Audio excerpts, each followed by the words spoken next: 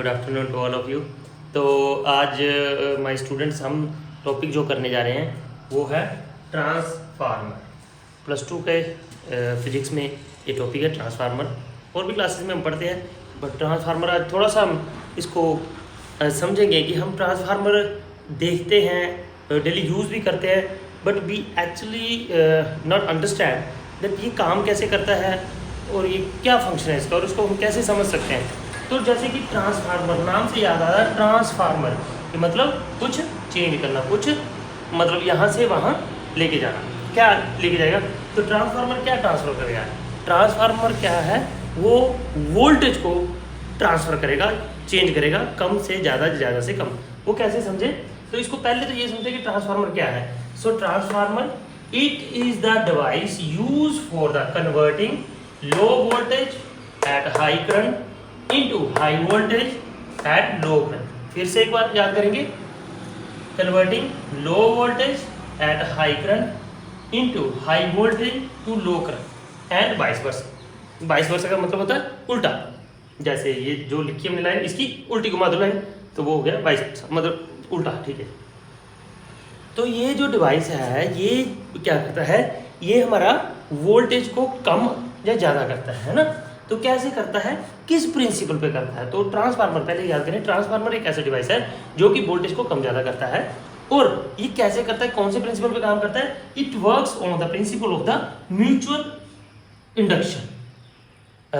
बहुत सारे इसमें टर्म आएंगी, जैसे mutual induction, induction, self induction, primary coil, secondary coil, core, है ना। तो फ्लक्स, तो इन बहुत सारे छोटे छोटे टर्म है, इनको भी आपको क्लियर करना है कि फ्लक्स क्या होता है। बहुत सारे स्टूडेंट होते हैं वो ये सारा याद कर लेंगे, वो उनको सारा आता है, बट उनको ये क्लियर नहीं होता कि फ्लक्स एक्चुअली किसे कहते हैं, इंडक्शन किसे कहते हैं, म्यूचुअल इंडक्शन किसे कहते हैं। तो म्यूचुअल इंडक्शन आया तो हम म्यूचुअल इंडक्शन पहले कर लेते हैं। तो देखिए, ये मैंने ट्रांसफार्मर का एक स्ट्रक्चर बनाया जो अक्सर हमें दिखता है। तो ये जो हमारा कोर है और ये एक हमारा जो स्ट्रक्चर बनाया गया, इसको हमने क्या करना है, कवर करना है with the copper wire. Copper wire से कवर करेंगे तो एक तरफ कवर करेंगे तो बन जाएगा प्राइमरी कॉइल, दूसरी तरफ करेंगे तो बन जाएगी सेकेंडरी कॉइल। तो इसको हम पी से डिनोट करेंगे, पी मतलब प्राइमरी कॉइल, और इसमें करंट क्या चल रहा है, आई पी। तो सेकेंडरी क्या है, सेकेंडरी कॉइल एस से हमने उसको डिनोट किया, उसमें करंट जा रहा है आई एस, और इसमें ई एम एफ है ई पी, और इसमें होगी E S. E M F मतलब इलेक्ट्रोमोटिव फोर्स। तो म्यूचुअल इंडक्शन का मतलब होता है, जैसे म्यूचुअल शब्द से हमें थोड़ी सी क्लियर समझे। म्यूचुअल हम क्या बोलते हैं, म्यूचुअल। तो कोई जैसे हमारा म्यूचुअल फ्रेंड है, तो उसी प्रकार से हम समझेंगे कि मतलब किसी एक के कारण दूसरे के ऊपर क्या प्रभाव है। कि म्यूचुअल हम जैसे हम देखते हैं वो नेट पे जो हमारे सोशल मीडिया पर हम बोलते हैं कि म्यूचुअल फ्रेंड है, मतलब ये हमारा दोनों का फ्रेंड। तो इसी प्रकार से मतलब म्यूचुअल का ये है कि एक के कारण किसी दूसरे को इफेक्ट आना, तो उसको हम बोलेंगे mutual effect, mutual induction. Due to one, जो इंडक्शन दूसरे पे आ रही है, जो ईएमएफ दूसरी कॉइल पे आ रही है ड्यू टू फर्स्ट, उसको हम बोलेंगे दैट इज म्यूचुअल इंडक्शन। मतलब पहले कॉइल के चेंज के कारण पहली कॉइल में करंट और मैग्नेटिक फ्लक्स चेंज होगा, देन इस पे भी इफेक्ट आएगा। वो हम आगे करते हैं। तो मैंने इसके लिए ना एक आपको छोटा सा ट्रांसफर लाया। देखिए, जैसे कि ट्रांसफार्मर हम देखते हैं, आपके आसपास बहुत सारे बड़े बड़े ट्रांसफार्मर लगे हैं, जो पोल्स लगे होते हैं वहाँ पे ट्रांसफार्मर लगे होते हैं। तो वो घर की सप्लाई के लिए लगे होते हैं, मतलब घर की सप्लाई मतलब घर में करंट इलेक्ट्रिसिटी की सप्लाई के लिए लगे होते हैं। हमारे घर में और भी हम बहुत जगह ट्रांसफार्मर यूज़ करते हैं, पर हम देखते नहीं हैं। तो जैसे कि ये देखिए, मैं एक चार्जर लाया, ये अडाप्टर बेसिकली हम बोलते हैं। तो ये अडाप्टर चार्जर है किसका, मोबाइल का। तो इसमें भी ट्रांसफार्मर लगा होता है। किस लिए लगा होता है? इसमें लगा होता है स्टेप डाउन करने के लिए। मतलब अगर आप इसको आगे से देखेंगे, कोई भी अगर आपका कोई चार्जर है, अगर उसकी आप कैपेसिटी पढ़ेंगे तो सब पे कैपेसिटी लिखी रहती है। तो इसमें क्या कैपेसिटी लिखी हुई है? इसमें लिखी हुई है 3.5 एम्पियर, आउटपुट DC 5P। मतलब ये आउटपुट हमारे घर में 220 वोल्टेज आती है, और ये हमारे पास आउटपुट में DC देगा, डायरेक्ट करंट देगा, और 5 वोल्ट का जो सप्लाई है इसमें से इस तरफ से निकल के हमारे मोबाइल को जाएगी। मतलब घर में 220 वोल्टेज आती है, हमने 220 वोल्टेज को डाउन कर दिया, और सिर्फ 5 एम्पेयर का हमें चाहिए, सॉरी 5 वोल्ट की हमें चाहिए सप्लाई हमारे मोबाइल को, तो हमने इसके साथ चेंज किया। अगर हम डायरेक्ट तारें जो है वो अगर जोड़ देते हैं, जैसे कि आप एक तरफ से मोबाइल को पिन लगाते हैं, दूसरी तरफ से उसकी तारें खोल के सॉकेट में लगाते हैं, तो वो क्या है, वो ब्लास्ट हो जाएगा, वो ना शॉर्ट सर्किट हो जाएगा एंड डेंजरस। ऐसा नहीं करना है। तो उसको उस चीज़ से बचाने के लिए हमने ये अडाप्टर यूज़ करते हैं। इसमें हमने ट्रांसफार्मर यूज़ किया था है और डीसी चेंज करने के लिए इसमें ट्रांजिस्टर वगैरह लगे थे। पर जो वोल्टेज का डाउन है, जो वोल्टेज को कम करेगा, वो इसमें ट्रांसफार्मर लगा। तो कैसे ट्रांसफार्मर लगा? तो ये देखिए, ये मैं लेके आया हूँ। तो ये है ट्रांसफार्मर, ये देखिए ट्रांसफार्मर जैसे हमने यहाँ पे बनाया वैसा ये ट्रांसफार्मर है, कुछ वैसा वैसा इसमें से मैं दिखाता। तो ये जहाँ पे जो 2 वायर्स हैं यहाँ से, ठीक है जी, ये आप कैसे समझे, ये यहाँ पे है ऐसे। तो ये प्राइमरी कोयल है, यहाँ पे 2 और ये 3 वायर्स हम यहाँ पे लगाएंगे।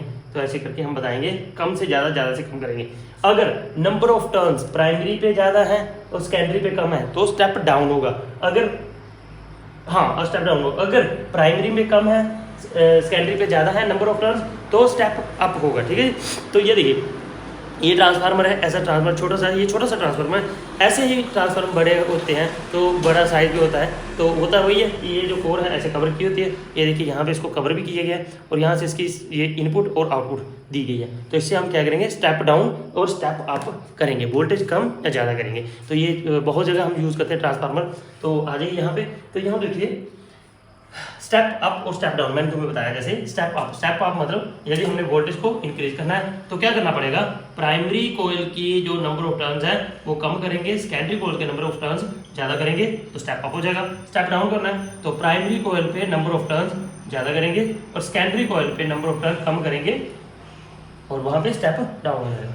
जैसे हमने ये किया, 220 वोल्टेज से 5 वोल्ट पे लेके आया। जैसे कि ये देखिए, आप सभी अपने अडाप्टर जितने भी यूज़ करते हैं, मोबाइल का, चार्ज, इसका कंप्यूटर का, तो जैसे चार्जर है, इनकी देखिए, इनकी कैपेसिटी बढ़ी है तो आपको पता चलेगा। अच्छा, तो मतलब हम इसमें से स्टेप डाउन कर रहे हैं। इस प्रकार से हम डेली लाइफ में ट्रांसफार्मर बहुत यूज़ करते हैं। सारी चीज़ें जो भी यहाँ पे हम फिजिक्स में पढ़ते हैं हम अपनी डेली लाइफ में यूज़ करते हैं, बट हम उनको देखते नहीं हैं, उनको नोट नहीं करते हैं। चलिए आगे आते हैं। तो इसको कैलकुलेशन ट्रांसफार्मर, तो फर्स्ट ये क्या है, यहाँ पे है प्राइमरी कोल, इसको P से डिनोट किया है, सेकेंडरी कोल S से डिनोट किया है, IS इसमें करंट है, इसमें IP करंट है, EP इसमें EMF है और इसकी EF EMF है।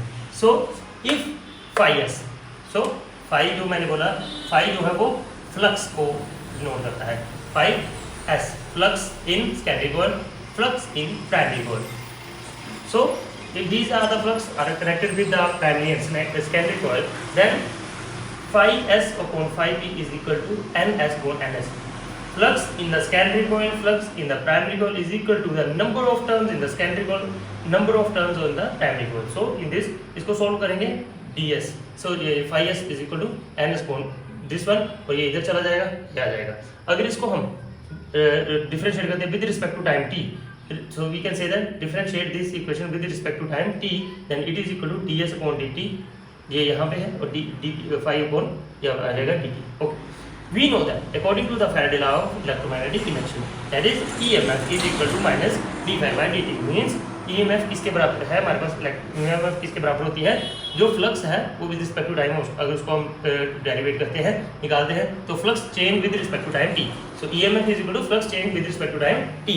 तो इस अगर ये EMF है तो हम EMF in the primary coil कैसे लिखेंगे, EMF in the primary coil is equal to d5p primary coil t. Secondary coil कैसे लिखेंगे, ES is equal to minus d5s upon dt.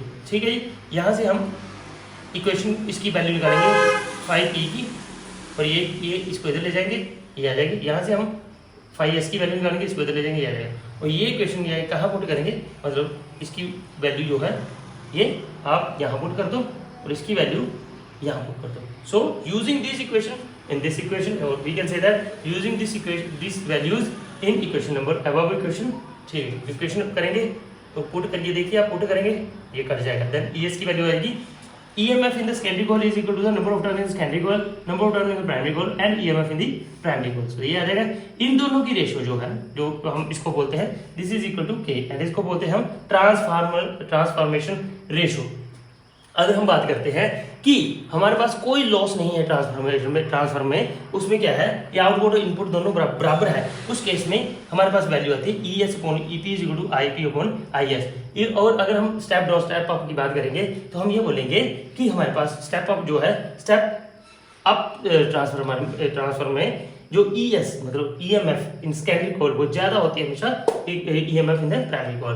तो इस प्रकार से हम ट्रांसफॉर्मेशन को समझ सकते हैं, ट्रांसफार्मर को समझ सकते हैं कि ट्रांसफार्मर जो है वो हमारे पास वोल्टेज को बढ़ाने और घटाने के काम आता है, स्टेप अप और स्टेप डाउन करने के काम आता है। आपने देखा है बहुत बड़े बड़े ट्रांसफार्मर रोड पे लगे होते हैं और बहुत छोटे छोटे ट्रांसफार्मर जो मैंने आपको बताया हमारे अडाप्टर्स में लगे होते हैं।